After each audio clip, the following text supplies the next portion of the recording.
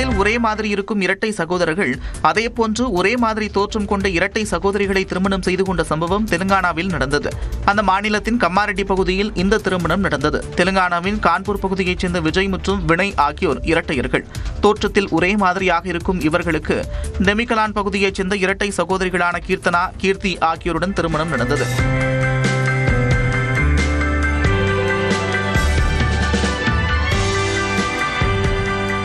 கீர்த்தி, கீர்த்தனா ஆகியோரும் தோற்றத்தில் ஒரே மாதிரி இருப்பதால் திருமணத்திற்கு வந்தவர்கள் மணமக்களை வியந்து பார்த்தனர்.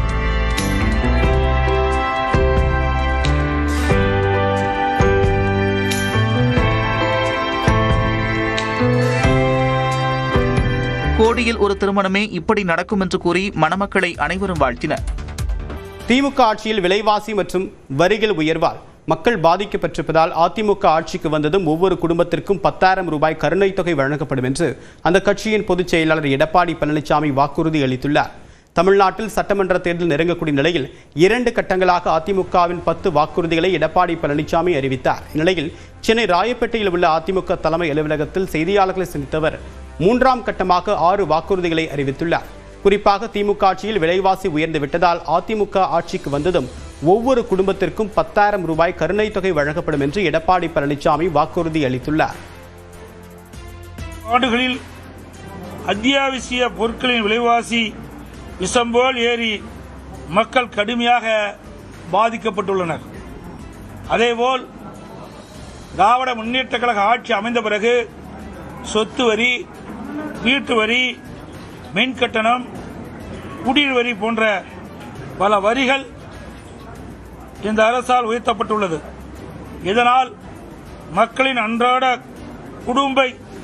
குடும்ப சுமை பன்மடங்கு அதிகரித்துவிட்டது. எனவே மக்களின் சுமையை குறைக்கும் வகையில் அனைத்து இந்திய அண்ணா திராவிட முன்னேற்ற கழக ஆட்சி அமைந்தவுடன் ஒவ்வொரு குடும்பத்திற்கும் கருணைத் தொகையாக 10,000 ரூபாய் வழங்கப்படும். இதேபோன்று வேலைவாய்ப்பு அலுவலகங்களில் பதிவு செய்து வேலைக்காக காத்திருக்கக்கூடிய பட்டதாரிகளுக்கு மாதந்தோறும் 2,000 ரூபாய் வழங்கப்படும் என்று அறிவித்துள்ளார். மேலும் +2 வரை படித்து வேலைவாய்ப்பு அலுவலகங்களில் பதிவு செய்திருப்பவர்களுக்கு மாதந்தோறும் 1000 ரூபாய் உதவித்தொகையாக வழங்கப்படும் என்றும் அதிமுக வாக்குறுதி கொடுத்துள்ளது. மீன்பிடி தடைக்காலங்களில் மீனவர்களுக்கு தற்போது வழங்கப்படக்கூடிய நிவாரணத் தொகை 8,000 ரூபாயிலிருந்து 12,000ஆக உயர்த்தி வழங்கப்படும் என்றும் கூறப்பட்டுள்ளது. ஒவ்வொரு ஆண்டும் தை பொங்கல் என்று வழங்கப்பட்டு வரக்கூடிய பொங்கல் தொகுப்புடன் சேர்த்து 1000 ரூபாய் வழங்கப்படும் என்றும் அதிமுக வாக்குறுதி அளித்துள்ளது.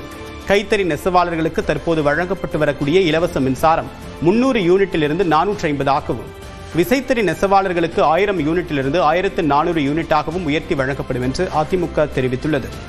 மேலும் நகரப்பகுதிகளில் நடைபாதை ஓரமாக கடை வைத்திருக்கக்கூடிய சிறு வியாபாரிகள் கூட்டுறவு வங்கிகளில் வாங்கிய கடன் தள்ளுபடி செய்யப்படும் என்று அதிமுக வாக்குறுதி அளித்துள்ளது.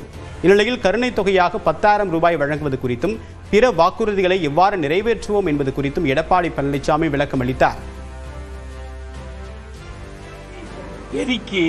அதன் மூலமாக நாங்கள் அறிவிக்கப்பட்ட இந்த திட்டத்தை மக்களுக்கு வழங்கப்படும். அது இப்பெல்லாம் இப்படிங்க சொல்ல முடியும்? வரி ஏத்துறாங்களா இல்லையா? நீங்க கேட்கிற கேள்வியெல்லாம் அதாவது வரி உயர்த்துறது பல இருக்குது, புரியுதுங்களா? இன்றைக்கு வரி உயர்த்துவதற்கு பல்வேறு வழிகளில் நிதியில் இருக்குது. அந்த நம்முடைய நிதி துறையைச் சேர்ந்தவர்கள் நிபுணர்கள் மூலமாக எந்தெந்த வகையில் வரி பெருக்க முடியுமோ, உயர்த்த முடியுமோ அதை உயர்த்தி நாங்கள் அறிவிக்கப்பட்ட திட்டங்களுக்கு தேவையான நிதியை பெற்று திட்டங்களை செயல்படுத்தும்.